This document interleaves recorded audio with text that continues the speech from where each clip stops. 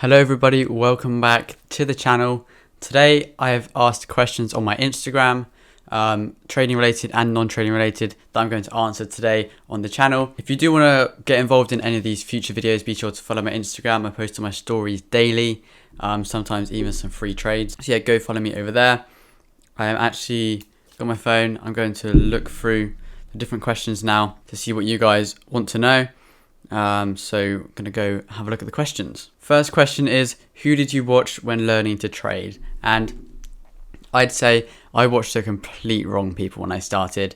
There's so many different Forex YouTubers out there, or people on Instagram, which just promote lifestyle and stuff.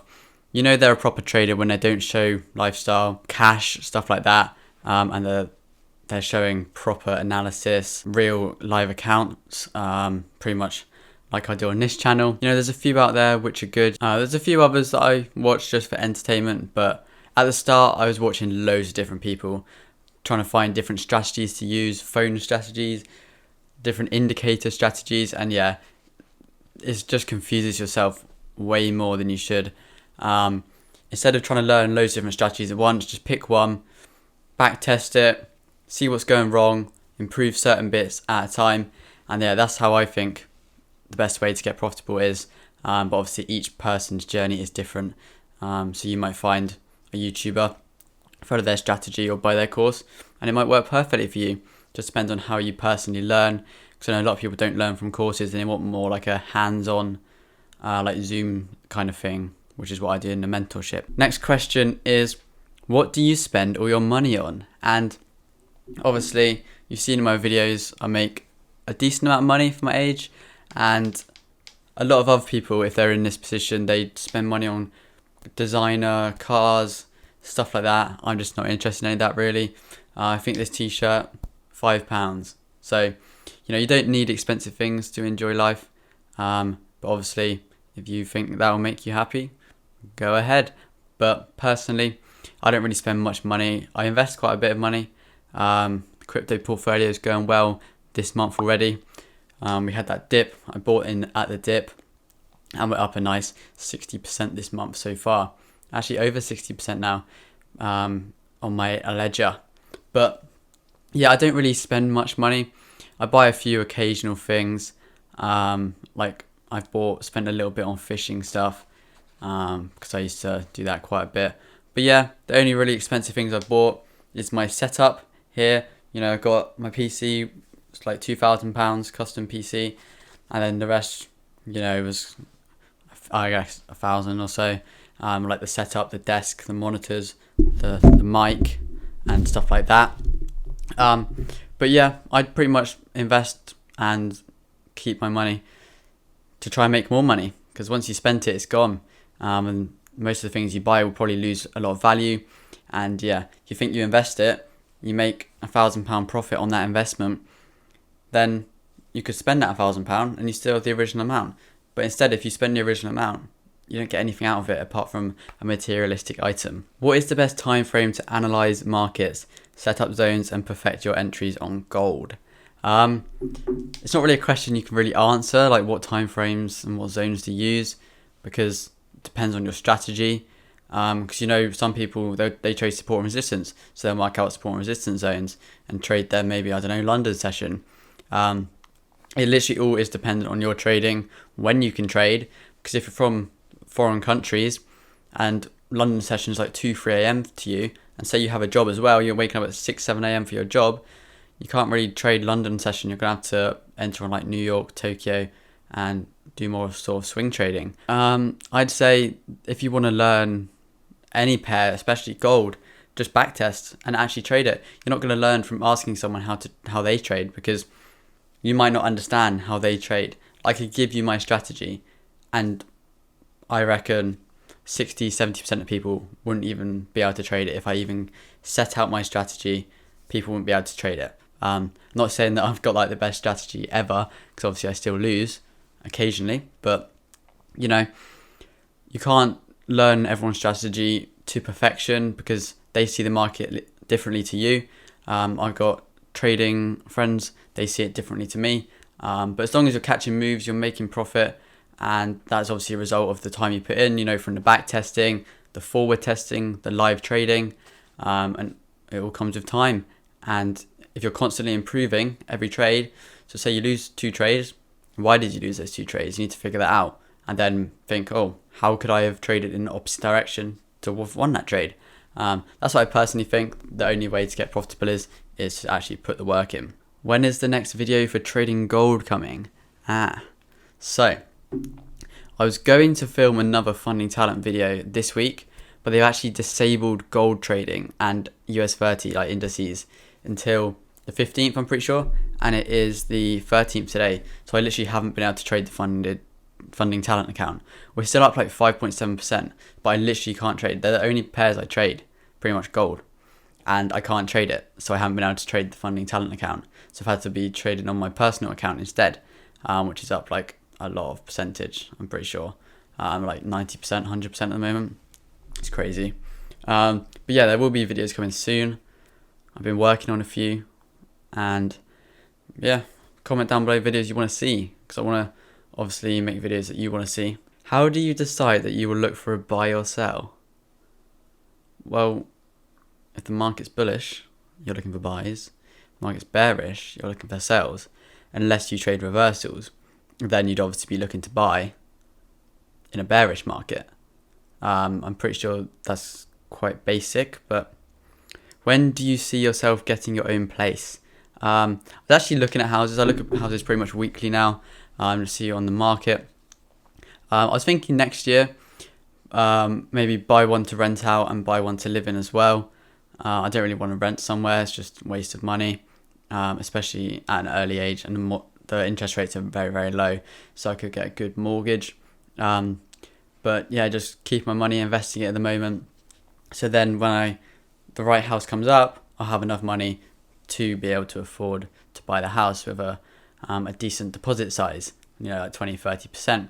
But yeah, just at home at the moment, just chilling, trading, because I don't need to live alone. So why would I spend extra £1,500 a month, £2,000 a month? Because you think if you move out, you have to buy all furniture, you have to pay water, electric, food, rent, any maintenance on the property, like I said, furniture.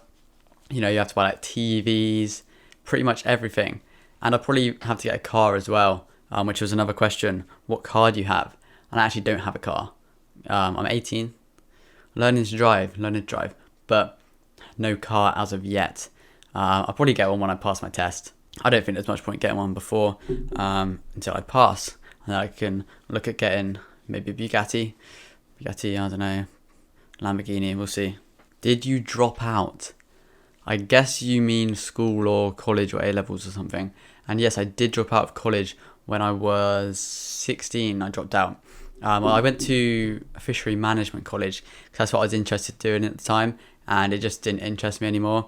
You're out there in the cold, it was raining, you're there at a lake.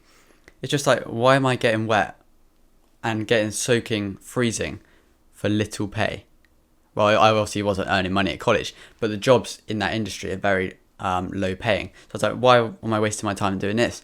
Well, I could be in my room trading Forex 2 hours a day, 1 hour a day max, and I can make 10 times what I make normally working a minimum wage fishing job. So that's why I dropped out, and I was just starting to get into Forex. I was already like a few months in. I think I'd made one withdrawal, and then it just went downhill from there. The trading, I just started risking too much and stuff like that. The basic errors that a lot of beginners make. Started making those errors, and then I got serious about it, and then that's where the progression came, because I had obviously all day to pretty much learn. We had lockdown as well, so everyone was at home anyway, so I'm pretty sure that did help with it. But yeah, I did drop out of college when I was 16. What are your 4 things that define a good trade? A good trade, well, firstly, your confluences. If your confluences don't match your trading plan that you've backtested and developed over time, then there's no point taking the trade. Maybe you see someone on Instagram taking the trade and you don't want to miss out on the opportunity, just don't take the trade. So the 4 things I'd say: trading plan. If all the confluences, the whole setup matches your trading plan, perfect. Step 1. Risk to reward. Step 2. You need to have a good stop loss size. You don't want to be risking like 100, 200 pips on a stop loss, and then only have a 1-to-1. You want to have a good risk to reward, maybe 1-to-3, 1-to-5, 1-to-10, depends on your style. 3, make sure you obviously look on different time frames, I'd say, to make sure you're not just seeing one thing because you want to see it. A lot of traders, they'll see everything, they'll go on different time frames until they see something that matches what they're thinking in their head. But say they flip the chart, pressed Alt-I on their keyboard and flip the chart around, would they still see the same thing if it was looking like a sell? That's what a lot of people go wrong. They're in a buy, well, they're looking to enter a buy. Everything they'll see, they'll be like, oh, price is rejecting this level on the 1 second time frame. But if they just zoomed out a little bit and realized that in this big bearish downtrend, price isn't looking like it's going to go up anytime soon, but they were just so focused on that one time frame and that one bias that they didn't take in any other alternatives to maybe that they were wrong and price could drop. So that's another thing. You've got to be able to look on different time frames and accept you're wrong. And I'd say number 4 is risk management. If you're in a trade, it's only a good trade if it was managed correctly.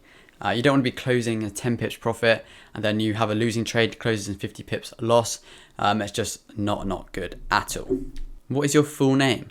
I actually legally changed my name to WillssFX. So if you ever see me anywhere, you should refer to me as WillssFX. How to trade while still attending school. Would love to see you speak on that. This is a good point because a lot of people that message me on Instagram, they're like, oh, I go to work, I go to school, how can I trade? Firstly, I'd say you have evenings and you have weekends.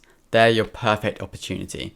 On the weekends, you can do your back testing, your forward testing, you can get your setups ready for the week ahead. You'd be better off, say you're living in the UK, the evenings, you have end of New York and going into Tokyo. In the mornings, it depends obviously what time you go to work or school, you could trade pre-London and get your setup ready. But say you can't monitor your trades at all, I'd say you should start swing trading. Because say you're scalping, you have to be looking at the markets, you have to be in and out of trades quickly, even intraday, price can change like that with a different session opening. So yeah, definitely I'd say swing trading is the best for you, holding positions over a day, a few days, or even maybe a week. So then you don't just get stopped out overnight because your bias is wrong. You've got to give the trade a little bit of breathing room. And yeah, I'd say get into swing trading, more longer positions, longer term, bigger targets, 200 plus pips, especially on gold. That can happen. Swing trading like 500, 600, 700, even 1,000 pips you can manage on gold, even within a week sometimes. Like we had this crazy 1,000 pip drop pretty much a few hours this week. So, swing trading, I'd say, is the best if you're in a school. But if you're actually trying to learn as well, I'd say evenings, weekends, as I mentioned, they're your best opportunity because obviously you have that spare time, you don't have to worry about your work, and that's pretty much, it's a win-win. How long have you been trading? This is a question I get a lot in my Instagram DMs as well, and the answer is like almost 2 years. It's coming up to 2 years soon. I'm not exactly sure. I think it might have been October, November 2019 when I started, when I was actually 16. What I find quite funny is actually people in the comments section saying I'm lying about my age because I've got a beard. Like, what? That makes 0 sense at all. If you look back on my channel, in 2019 and the start of 2020, I was 16, and then I turned 17, and a year later, I'm 18. It's almost like I've aged 2 years, and it's been 2 years. It's quite funny that. But yeah, it's just a lot of jealous people out there, jealous of your success at a young age. Always happens when you do well or make a lot of money at a young age. People always have something bad to say. Keep with the journey. Everyone's journey is different. Might take me 2 years, might take you 6 years. So just don't compare yourself to others. So don't compare yourself to my journey or another trader you've seen. Just focus on yourself. Focus on your path to trading profitability. Who was your mentor and what's your biggest trading achievement? The mentor is right in front of you. The charts. That's all you need to be profitable. You know, people ask me, I'll say the charts. They're like, yeah, but what do you look for on the charts? Well, pick a strategy, what that you already know, and think which parts of it work, which parts of it don't. Improve on the ones that don't. And my biggest trading achievement was probably, it might have been the 10 to 10,000 pound challenge actually. So I did the 10 to 1,000, and I did 1,000 to 10,000. Or I think my best trading day was like £4,000 profit in one day on gold. But I do want to get to 10k in one day. That's my goal. We're sitting at 4k in a day trading. Yeah, I want to pass that nice 10k. If this gold trade pays out, we'll be on a nice 5k profit. So, you know, we'll see what happens in the coming months on gold, if we can catch one of those big gold moves. What was the turning point in your trading career? I'd say it was kind of like a switch. So I wasn't making much profit. You know, I was pretty much at break even. My trades would go into a bit of profit, then they'd reverse to stop loss. And then all of a sudden, it sounds weird, but one day everything just started working. I went on this massive winning streak. I won like 4 weeks in a row, 5 weeks with no losses on gold.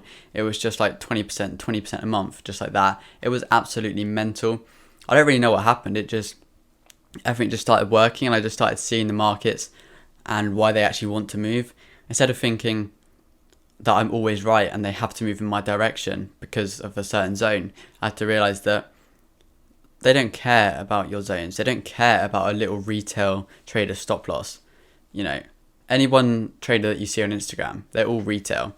They might say they're an institutional trader, but unless they've got like hundreds of millions or like 50 million, they're still retail. So they don't care about your stop loss. If you've got £200 account, they're not stop hunting you. It's not a stop hunt.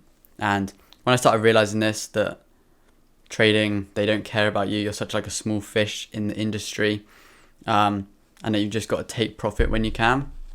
Because obviously all the money you're taking is from pretty much the banks, the losing traders. When I just started realizing this, that's when I started making money. I hope that made a bit of sense, but I don't really know.